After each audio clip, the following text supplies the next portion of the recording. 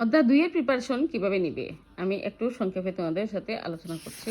দেখো, এখানে জীবকোষ সম্পর্কে যা যা আছে, অর্থাৎ আদিকোষ, প্রকৃত কোষ, এগুলো তো আছেই। দেহকোষ, জননকোষ অবশ্যই পড়বে।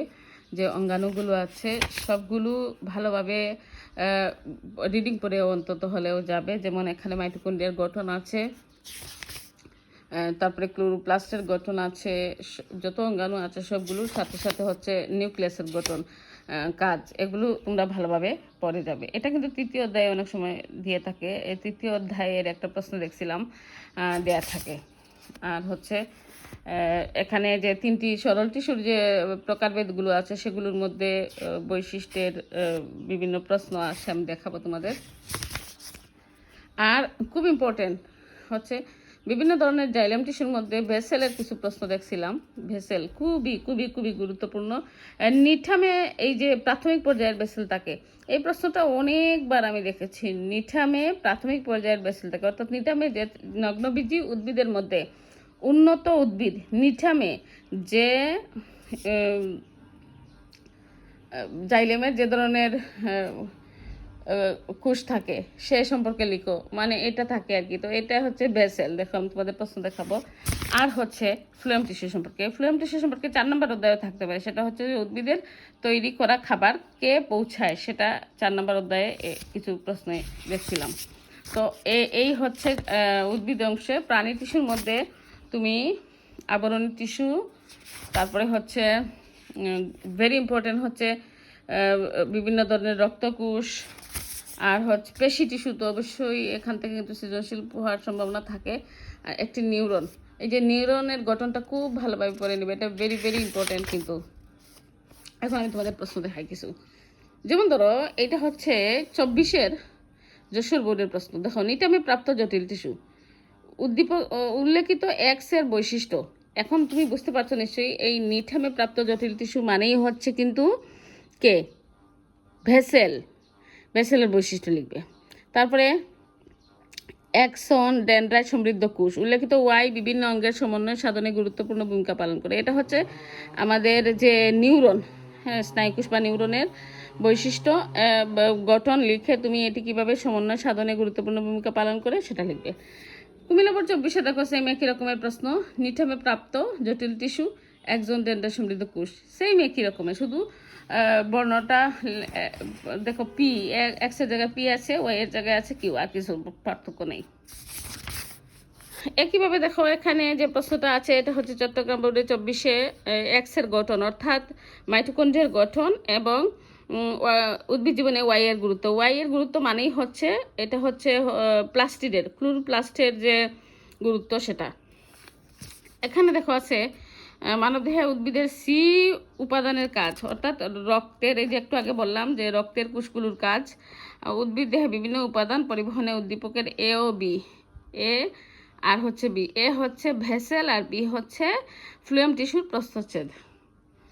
এখানে দেখো দিনাজপুর বোর্ডের 24-এর প্রশ্নে আছে। দেখো 24-এর প্রশ্নে উদ্ভিদের খাদ্য সঞ্চয় বর্ণময় ও আকর্ষণীয় করতে চিত্র পি এর গুরুত্ব, অর্থাৎ এবার কিন্তু ক্লোরোপ্লাস্টের কাজ বা গুরুত্ব অনেক বেশি ইম্পর্টেন্ট।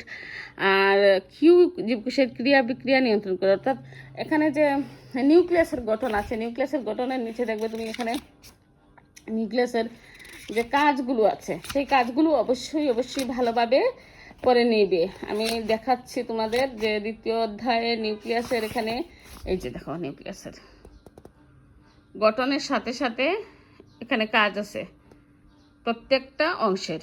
এই নিউক্লিয়াসের 4টি অংশ, বাইরের অংশ আবরণ, এই যে অংশটা হচ্ছে তার গোলাকার, যে ঘন কালো গোলাকার অংশটি হচ্ছে তার নিউক্লিওলাস, সুতার মতো অংশটা হচ্ছে নিউক্লিয়ার রেটিকুলাম বা, আর নিউক্লিওপ্লাজম হচ্ছে তরল উপাদানটা।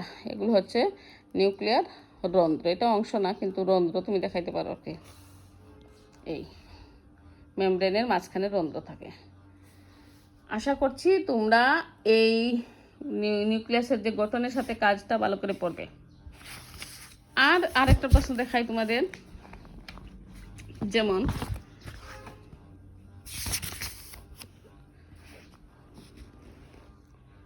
এই যে দেখো, রফিক যে উপাদানটি পর্যবেক্ষণ করেছিল তার চিত্রসহ গঠন। সে কি পর্যবেক্ষণ করেছিল? সেটা আমরা জানবো যে সে পর্যবেক্ষণ করেছিল। রফিক যে উপাদানটি পর্যবেক্ষণ করেছিল তা হচ্ছে কি, ক্রোমাটিন তন্তু। এই ক্রোমাটিন তন্তু এই হচ্ছে একটা ক্রোমোজোম, তোদের বই আছে কিন্তু ক্রোমোজোমের মাঝখানেরটা হচ্ছে সেন্ট্রোমিয়ার, মাঝখানেরটা হচ্ছে দেখো সেন্ট্রোমিয়ার, আর বাহু হচ্ছে একটি বাহু অপর বাহু, আর ক্রোমাটিড এদেরকে বলে। শফিকের দেখা অঙ্গাণু দুটি কিভাবে শক্তি সরবরাহ করে। শফিক কি দেখেছিল? দেখো শফিক দেখেছিল হচ্ছে মাইটোকন্ড্রিয়া দেখেছিল অঙ্গাণু দেখে শক্তি সরবরাহ করে মানেই হচ্ছে মাইটোকন্ড্রিয়া, অন্যথি খাদ্য প্রস্তুত করে মানেই হচ্ছে সেটি ক্লোরোপ্লাস্ট। এবার 23-এর একটা ঢাকা বোর্ডের প্রশ্ন দেখো, উদ্ভিদের উল্লেখিত টিস্যুর গঠন বৈশিষ্ট্য উল্লেখ করো। কোন টিস্যুর? প্রাণীদেহে বিশেষ এক ধরনের টিস্যু রয়েছে যা পরিবেশ থেকে উদ্দীপনা গ্রহণ করে মানেই হচ্ছে এই টিস্যুটার নাম কি? এই এই টিস্যুর নাম হচ্ছে স্নায়ু টিস্যু। কিন্তু এই স্নায়ু টিস্যু যে কোষ আছে, এই কোষ হচ্ছে নিউরন বা স্নায়ু কোষ। তুমি এটা দিবা, স্নায়ু টিস্যু বললে যে স্নায়ু কোষ দ্বারা স্নায়ু টিস্যু গঠিত হয় বা নিউরন দ্বারা স্নায়ু টিস্যু গঠিত হয়, দিয়ে এই নিউরনের গঠনটা তুমি এখানে উত্তরে দিবে। তারপরে এটার ঘ নাম্বার হচ্ছে প্রাণীদেহে সচল ও কর্মক্ষম রাখতে উদ্দীপকের টিস্যুর ভূমিকা। এই টিস্যুর ভূমিকা কি?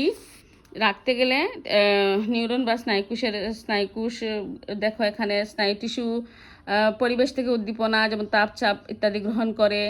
তারপরে প্রাণীদেহের ভিতরে মস্তিষ্ক বহন করে, মস্তিষ্কের বিশ্লেষণের পর সেই অনুযায়ী উপযুক্ত প্রতিবেদন সৃষ্টি করে। তারপরে তুমি তার অংশগুলোর নাম বললে, সিনেপসের সংজ্ঞা দিলে, সিনেপস কীভাবে একটা থেকে আরেকটা কাজ করে ইত্যাদি বিষয়গুলো দিয়ে শেষে তুমি বলতে পারো প্রাণীদেহে সচল ও কর্মক্ষম রাখতে স্নায়ু টিস্যুর ভূমিকা হচ্ছে অপরিহার্য।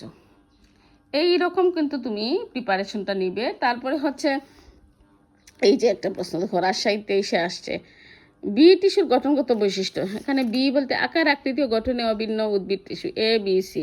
এখন তোমার এই উদ্ভিদ জীবনে এ বি সি চিত্রের গুরুত্ব। বি টিস্যু মানে হচ্ছে এখানে যে প্যারেনকাইমা, কুলেনকাইমা এবং স্ক্লেরেনকাইমা তোমাদের দেখাইছিলাম, সেটাই আর কি দ্বিতীয় অধ্যায়ের।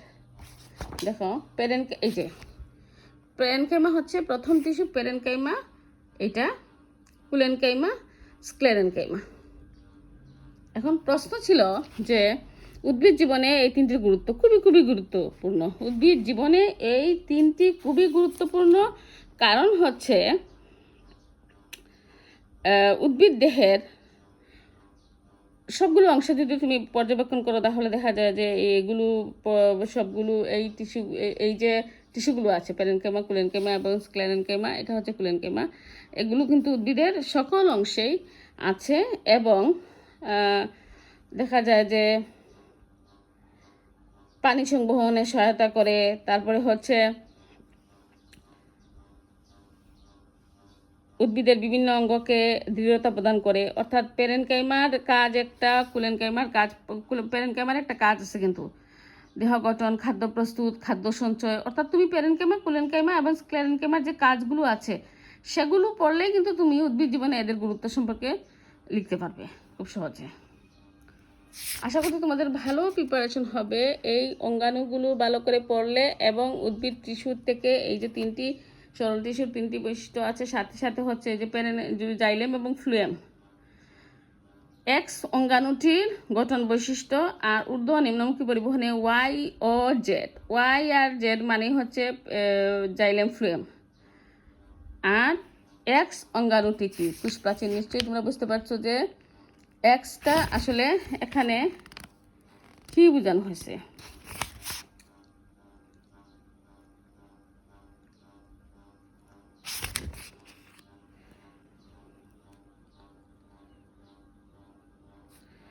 চিত্র দেখে কিন্তু এখানে তোমাকে প্রতিটি এই যে এখানে দেখো এটা হচ্ছে কোষপ্রাচীর, কিন্তু মনে রাখবা কুমিল্লা বোর্ডে 23-এ আসছে, এটা হচ্ছে কোষপ্রাচীর, অবশ্যই মনে রাখবা এটা হচ্ছে কোষপ্রাচীর। এবং এ চিত্রের গঠন ব্যাখ্যা, অর্থাৎ কোষপ্রাচীর এবারের জন্য কিন্তু কমন। বি হচ্ছে মাইটোকন্ড্রিয়া, আর সি তো জানোই। তো প্রশ্ন এখানে বি ও সি সাইটোপ্লাজমে অঙ্গাণুর গুরুত্ব উদ্ভিদ জীবনে অপরিসীম। অর্থাৎ একটি হচ্ছে শক্তি সরবরাহ করে আর একটি হচ্ছে খাদ্য তৈরি করে। ক্লোরোপ্লাস্ট এবং মাইটোকন্ড্রিয়ার গঠন এর সাথে সাথে তোমরা অবশ্যই গুরুত্বটা শিখবে, সাথে কোষপ্রাচীরের গঠনটা শিখে নিও।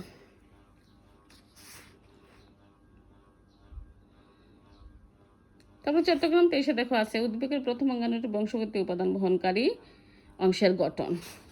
এইটা কি নিশ্চয়ই বুঝতে পারছো? উদ্দীপকের প্রথম অঙ্গাণুটি হলো এখানে নিউক্লিয়াস, আর এর মধ্যে বংশগতি বহনকারী উপাদানটি হচ্ছে ক্রোমোজোম। সুতরাং এই ক্রোমোজোমের গঠন বলছে এখানে। তারপরে দেখো এখানে ঢাকা বোর্ড 22-এ আছে এক্স, ওয়াই এবং জেড। এখানে কিন্তু প্রাণী টিস্যু থেকে পুরা প্রশ্নটাই করছে। ওয়াইতে অবস্থিত পেশি টিস্যুর গঠন বৈশিষ্ট্য। ওয়াইতে পেশি টিস্যু, ঐচ্ছিক পেশি টিস্যুটা, যে এক্স এবং জেডের মধ্যকার কার্যগত ভিন্নতা। জেড হচ্ছে স্নায়ু টিস্যুর আর এটা হচ্ছে আবরণী টিস্যুর। আর রাজশাহী 22-এ দেখো আছে এখানে নিউরন এবং মাইটোকন্ড্রিয়া। অর্থাৎ ঘুরে ফিরে তুমি অঙ্গাণুগুলো যেগুলো দেখছো সেগুলোই পাচ্ছ, কিন্তু এই মাইটোকন্ড্রিয়া এবং প্লাস্টিড ভেরি ভেরি ইম্পর্টেন্ট, কিন্তু অবশ্যই মনে রাখবে ক্লোরোপ্লাস্ট আর কি। তারপরে হচ্ছে এখানে এর গঠন মানেই হচ্ছে এখানে ট্রাকিড বোঝানো হয়েছে।